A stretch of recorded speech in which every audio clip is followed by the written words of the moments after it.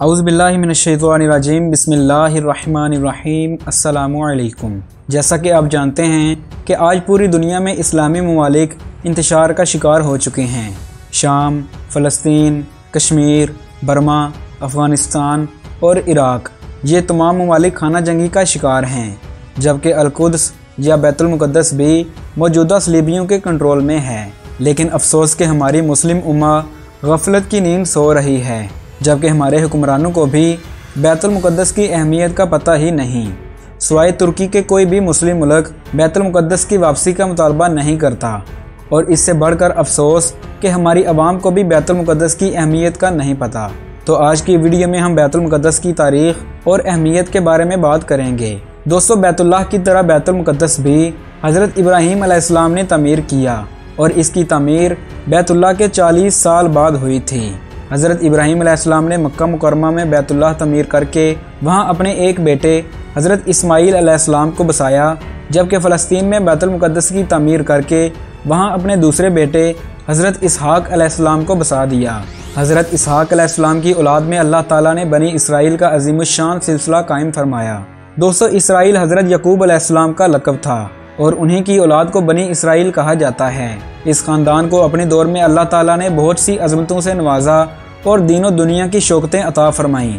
ہزاروں نبی اس خاندان میں پیدا ہوئے۔ 4 بڑی آسمانی کتابوں میں سے 3 یعنی تورات، زبور اور انجیل اسی خاندان کے نبیوں پر نازل ہوئی تھیں، اور اس کے ساتھ ساتھ اللہ تعالیٰ نے دنیاوی بادشاہت بھی ایسی عطا فرمائی کہ پھر ایسی حکومت کسی کو بھی نہ مل سکی۔ قرآن کریم کے ارشاد کے مطابق حضرت سلیمان علیہ السلام نے دعا مانگی کہ یا اللہ، مجھے ایسی بادشاہت دے جو میرے بعد کسی کو بھی نہ ملے۔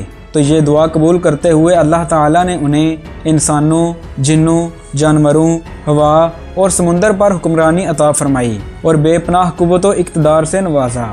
لیکن دوستو، جب یہی بنی اسرائیل سرکشی اور نافرمانی پر آ گئے اور انہوں نے بغاوت کی ساری حدوں کو عبور کر لیا، تو اللہ تعالیٰ نے انہیں دوسری اقوام کے ذریعے سزا دی۔ بیت المقدس کئی بار ان کے ہاتھ سے نکلا، اور دنیا کی متعدد جابر قوموں نے عذاب الہی بن کر بنی اسرائیل کو وقتاً فوقتاً برباد کیا۔ لیکن پہلے مرحلہ میں جب انہوں نے اللہ تعالیٰ کی طرف رجوع کیا اور اپنے گناہوں سے توبہ کی، تو اللہ تعالیٰ نے ان کی مدد فرما کر انہیں بیت المقدس کی حکمرانی پر بحال کر دیا۔ اس سلسلہ میں قرآن کریم نے 2 جنگوں کا تفصیل کے ساتھ ذکر کیا ہے۔ ایک بار جب بنی اسرائیل کو حضرت موسیٰ علیہ السلام کی قیادت میں فرعون کے مظالم اور غلامی سے نجات ملی، اور انہوں نے بحیرہ کلزم کو عبور کرتے ہوئے صحرائے سینا میں پڑاؤ کیا۔ جبکہ فرعون اپنے لشکر سمیت بحیرہ کلزم میں غرق ہو گیا، تو بنی اسرائیل کو اللہ تعالیٰ کی طرف سے حکم ملا کہ وہ بیت المقدس کو اس وقت کی جابر قوم سے آزاد کروانے کے لیے جہاد کریں اور اس مقدس شہر پر اپنا اقتدار بحال کریں۔ اللہ تعالیٰ نے اپنے عظیم پیغمبر حضرت موسیٰ علیہ السلام کے ذریعے بنی اسرائیل سے اپنی مدد کا وعدہ کیا اور جہاد میں کامیابی کی ضمانت بھی دی، مگر غلامانہ ذہنیت کی حامل قوم کی نظر ظاہری اسباب سے آگے نہ بڑھ سکی، اور انہیں اللہ تعالیٰ کے وعدہ پر یقین نہ آیا۔ چنانچہ انہوں نے حضرت موسیٰ علیہ السلام سے صاف طور پر یہ کہہ دیا کہ بیت المقدس پر قابض قوم بڑی طاقتور اور جابر ہے، اور ہم کسی طرح اس کا مقابلہ نہیں کر سکتے۔ اس لیے حضرت موسیٰ علیہ السلام اور ان کا خدا دونوں جا کر جنگ کریں، اور جب وہ کامیاب ہو کر اس طاقتور قوم کو بیت المقدس سے نکال دیں گے تو ہم وہاں داخل ہو جائیں گے۔ اس وقت تک ہم یہی بیٹھے ہیں اور جہاد کے لیے جانے کو قطعاً تیار نہیں ہیں، اور وہ 40 سال تک صحرائے سینا میں ہی بھٹکتے رہے۔ اس کے بعد بنی اسرائیل کی نئی نسل آئی، جس نے حضرت یوشع علیہ السلام کی قیادت میں جہاد کیا اور بیت المقدس کو آزاد کروایا۔ دوستو، اب بات کرتے ہیں دوسری جنگ کے بارے میں۔ دوستو، دوسری جنگ جس کا تذکرہ قرآن مجید میں ہے، وہ جالوت بادشاہ کے زمانے میں ہوئی، جو اپنے وقت کا ایک جابر اور ظالم حکمران تھا، اور اس نے بنی اسرائیل پر مظالم کی انتہا کر دی تھی۔ اللہ تعالیٰ نے طالوت کو بنی اسرائیل کا بادشاہ بنا کر جالوت کے خلاف جہاد کا حکم دیا، اور وہ عظیم الشان معرکہ برپا ہوا، جس میں ایک طرف طالوت کی کمان میں صرف 313 مجاہد تھے، جبکہ دوسری طرف جالوت کم و بیش 60,000 کے لشکر جرار کی کمان کرتا ہوا میدان میں نکلا تھا۔ اور اس جنگ میں خود جالوت کا مقابلہ حضرت داؤد علیہ السلام سے ہوا، جو ابھی نوجوان تھے۔ جالوت سر سے پاؤں تک لوہے میں ڈھکا ہوا بختر بند لباس میں ملبوس تھا، اور 2 آنکھوں کے علاوہ اس کے آہنی لباس میں کہیں کوئی سوراخ نہیں تھا، اور اس کے دونوں ہاتھوں میں تلواریں تھیں، جبکہ حضرت داؤد علیہ السلام सादा कपड़ों में गोपियाँ हाथ में पकड़े इसके सामने जा खड़े हुए। गोपियाँ खास तरह की एक गुलेल होती थी जिसकी डोरी के सिरे पर छोटा सा पत्थर लपेटकर डोरी को घुमाते हुए उस निशाने पर मारते हैं और वो पत्थर गोली की तरह काम करता है। हज़रत दाऊद अलैहिस्सलाम सामने आए तो जालूत ने तलवार का वार किया जिसे हज़रत दाऊद अलैहिस्सलाम ने फुर्ती से नाकाम बना दिया। फिर हज़रत दाऊद अलैहिस्सलाम ने गोपिया की डोरी घुमाते हुए जालूत की आंख का निशाना लेकर पत्थर मारा तो वो सीधा आंख के सुराख में दाखिल होकर दिमाग में घुस गया और जालूत वहीं का वहीं ढेर हो गया। और इसी तरह अल्लाह ताला ने बनी इसराइल को फतह से हमकिनार करते हुए बताया कि असल कुव्वत ज़ारी असबाब व वसाइल में नहीं बल्कि अल्लाह ताला की ताइद व नुसरत में है। दोस्तों, ये वो दौर था जब बनी इसराइल अंबिया इकराम अलैहिस्सलाम की तालीमात के वारिस और अलमबरदार थे। इसलिए अल्लाह ताला ने कुफ्र व जबर के मुकाबले में उनकी बहुत से मौक़ों पर मदद की। लेकिन आज सूरत हाल बरअक्स है। बनी इसराइल के दोनों ग्रोह यहूदी और ईसाई आसमानी तालीमात से महरूम हो चुके हैं और उन्होंने न सिर्फ वही इलाही बल्कि वो इंसानी सोसाइटी में आसमानी तालीमात की अलमदारी से एलानिया तौर पर दस्तबरदार भी हो चुके हैं।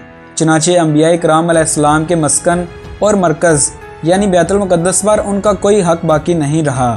बैतुल मुक़द्दस के वारिस सिर्फ़ और सिर्फ वो मुसलमान हैं जो आसमानी तालीमात और वही इलाही पर ईमान रखते हैं। इंसानी सोसाइटी में वही इलाही और खुदाई कवानीन के निफाज के अलमबरदार हैं और वही इलाही उनके पास महफूज हालत में मौजूद है। इसलिए सिर्फ वही अंबिया इकराम अलैहिस्सलाम की तालीमात और बैतुल मुक़द्दस के वारिस हैं और इंशाअल्लाह जल्द या बदेर बैतुल मुक़द्दस पर उनका ही इक़्तिदार कायम होकर रहेगा। आज बैतुल मुक़द्दस की बाजियाबी और फ़लस्तीनी मुसलमानों के हकूक़ की बहाली की जद्दोजहद के हवाले से हमारा सबसे बड़ा अलमिया ये है कि दुनिया के बेशतर मुस्लिम ममालिक के हुक्मरान तबक़ात आसमानी तालीमात से दस्तबरदारी और इंसानी सोसाइटी पर वही इलाही के हुक्मरानी से इनकार के मामले में यहूद व नसारा के हम ख्याल हो चुके हैं। वो अमलन उन्हीं के कैंप में शुमार होते हैं और वो हज़रत मूसा अलैहिस्सलाम के उन साथियों जैसा किरदार अदा कर रहे हैं जिन्होंने जहाद से इनकार करके पीछे बैठे रहने का मामला किया था। इसीलिए इनसे जहाद फ़लस्तीन में किसी मुस्बत किरदार की तवक्को नहीं की जा सकती और इस लिहाज से इस्लामी तहरीकों को बेक वक़्त दो महाज़ों का सामना है। एक तरफ यहूद व नसारा की मुश्तरका कुव्वत है जबकि दूसरी तरफ उन्हीं के मिशन की हामिल नाम निहाद मुसलमान हुकूमतें हैं। इसलिए रास्ता बड़ा कठिन और जद्दोजहद बहुत सब्र आजमा है। लेकिन अल्लाह ताला आज भी वही है जिसने जालूत जैसे अहनपोश कमांडर के मुकाबले में हज़रत दाऊद अलैहिस्सलाम जैसे निहत्ते नौजवान को फतह दी थी। चनाचे अगर आज भी हम अल्लाह ताला के सबसे ताकतवर पावर हाउस यानी मस्जिद के साथ अपना कनेक्शन जोड़ लें और ईमानी कुव्वत के साथ कुफर और मुनाफिकत के मुकाबले में डट जाएं तो यकीनन दोनों महाज़ों पर फतह होगी और आज भी सिर्फ गलेल से लड़ने वाले मुसलमानों के हाथों बैतुल मुक़द्दस आज़ाद होगा बल्कि पूरे आलम इस्लाम पर भी खिलाफत का परचम एक बार फिर आन बान के साथ लहरा कर रहेगा। दोस्तों, अगर आपको वीडियो इन्फॉर्मेटिव लगे तो इसे अपने दोस्तों के साथ शेयर कीजिएगा और मज़ीद इस्लामिक वीडियोस के लिए हमारा चैनल को सब्सक्राइब कीजिए। मिलते हैं एक नई वीडियो के साथ, तब तक के लिए अल्लाह हाफिज़।